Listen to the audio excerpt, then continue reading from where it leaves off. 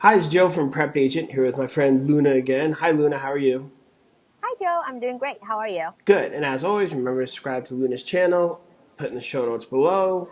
And what we want to talk about today is in our other videos, we talked about how you got going doing rentals. Right. And a lot of people asked about that. They were like, exactly how does that work? Because a lot of people, when they get into real estate, they immediately think of selling houses. But there's a lot of Mm-hmm. options with your real estate license.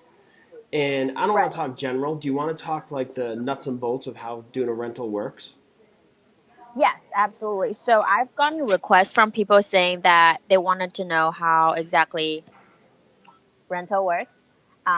So basically, the broker that I work for, he has a bunch of listings in the city. So me getting into rentals is more about how it helps me get to know the city a little better because of my background. Because I wasn't born and raised in Philly, I don't know anything about Philadelphia. So I know I want to be able to work with investors later on when I get into sales. So in order to get into sales, you kind of need to know, you need to get into the building, you need to get into those multi-unit family that you want to sell later by doing rentals. So that way I know if this building is going to have like vacancy, I will be able to know, oh wow, it's so easy to rent that unit so fast. If you're an investor, you want to buy this house, you can rent that one out. You don't have to worry anything about it. So that's kind of how I get going. I was like, yeah, I should just do rentals. And also by doing rental, it's like a guaranteed thing. So renter turning to either renter for next year or buyer for next year. So that is a guaranteed deal because next year they will come back to you if they get good service from you. They're like, oh hey, I know this agent that I used to work with for rental. Now we want to buy a house. We can go look for places with her too. How is it So doing the and transaction? So somebody came and said, "I want to rent an apartment," right? right. So you took them Uh, to apartments, right? mhm. Then what? So for doing rental, there are different ways you can do it. There are some people who well, for being a rental agent, you don't get paid unless they sign a lease. So the good thing about being a rental agent is once they sign the lease, you get paid within the next week. So it's not like you're doing sales. You don't get paid until 3 or 6 months after because the settlement takes forever. So basically, I show a person home and I show them different places until I truly help that person. And then they sign the lease with me. So for us, we need to run a credit check and I need to send him a par form. So it's an application for the tenant.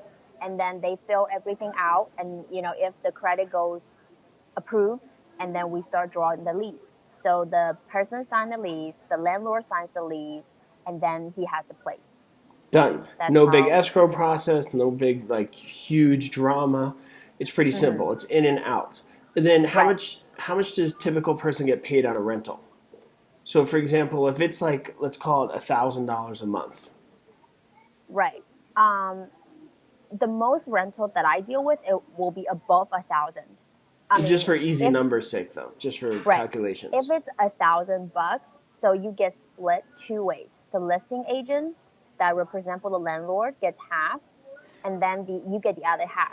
So 500. That's only if you're individual. But because I'm on a team, so I get split out with my broker. So it depends on how much split that we have. So, my 500, it gets taken away part of it to my broker. That's kind of like the same as selling a property. Right. So it Yeah, very sounds like similar. different areas do it different ways. Because I've also heard it's a percentage of the year lease. I mean, what you're basically getting is the amount of the first month's rent. Yes. Okay, so you're not doing it based upon the year lease.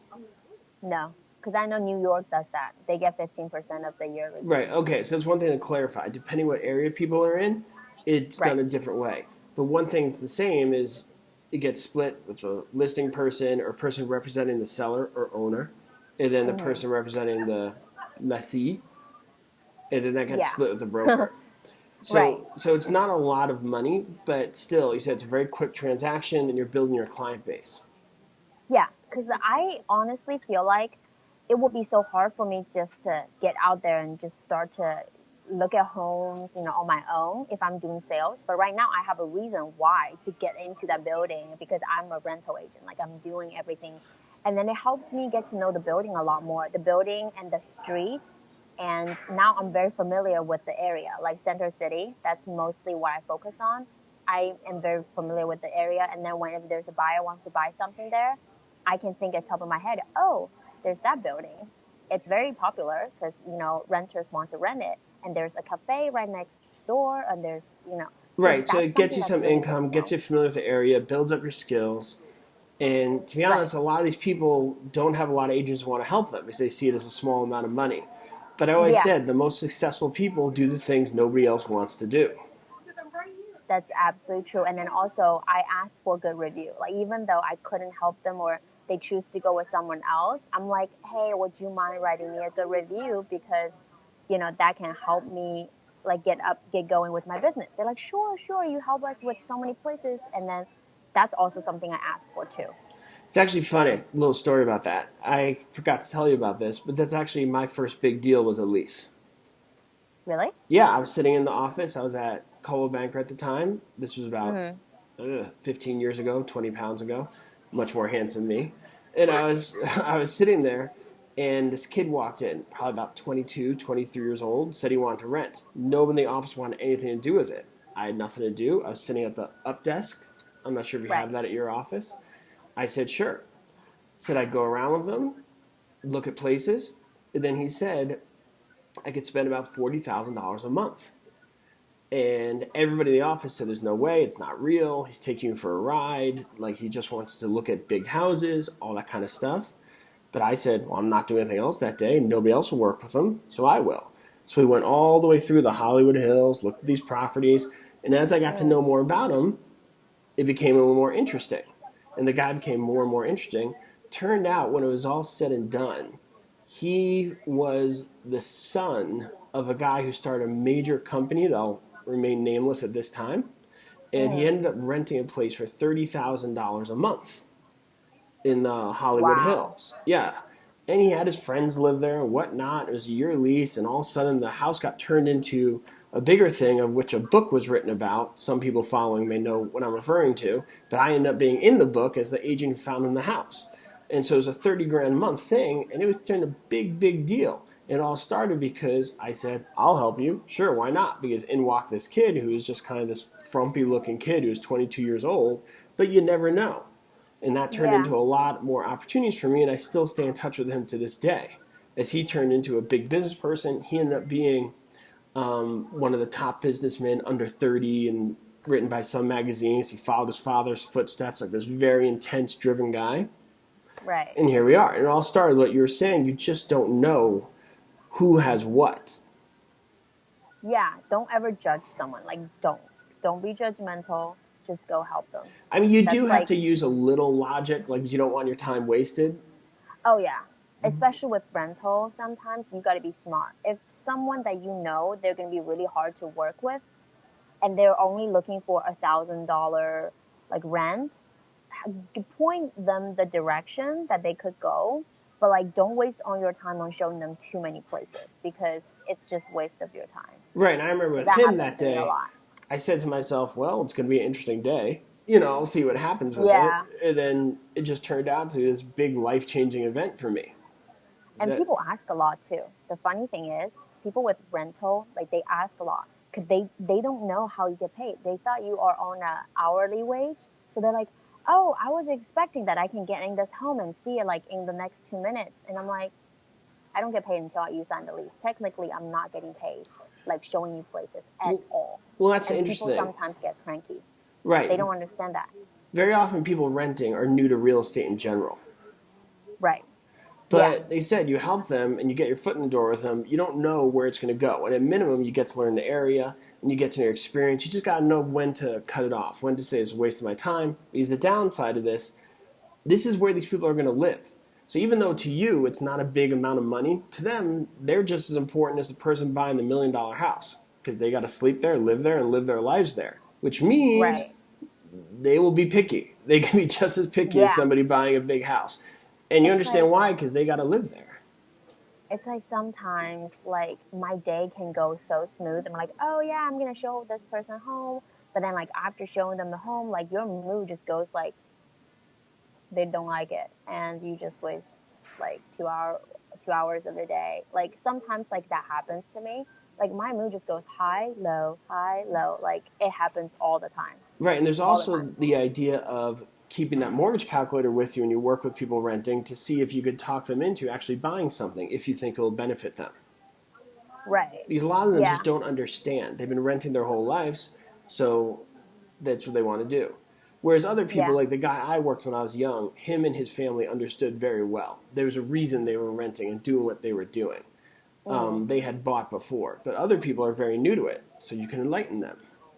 Most people renting, they are going to most likely be a first time home buyer too. So they're very young. They are like, college kids, undergrad. I mean, most my renter, honestly, all my most renters, they're so nice to me. They're very easygoing because they're around my age area too. So we end up being good friends all the time. And then Oh, they will always write me good reviews, like really the nice reviews are reviews. huge. Yeah. The other I've thing gotten about, seven. oh, Seven. 7? I'm so excited. Oh, Yeah. good. And the other thing about older renters, I've learned they're super easy to work with. I found in my experience they're not as picky because usually they're in transition. Like the older renters, for me, if they've owned before, especially, maybe they're going Right. through a divorce, maybe they're traveling, maybe they're just in transition at some point. So they just want a place. So, from my experience, and people could take it for whatever it's worth, when you find somebody in their 40s or 50s who just wants a place for a year, very Hmm. often they don't see it as a permanent big deal. It's more of a transitional thing. So they'll very Right. often be like, just get me this. They'll probably get a nicer place and just say, I want this place right now for a year. Boom, boom. Thanks very much.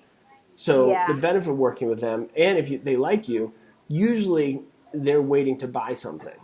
Like they're renting for Right. that year just because they're in transition. Maybe they sold their place, maybe going through a divorce, maybe they changed jobs, but they're poised to buy something else.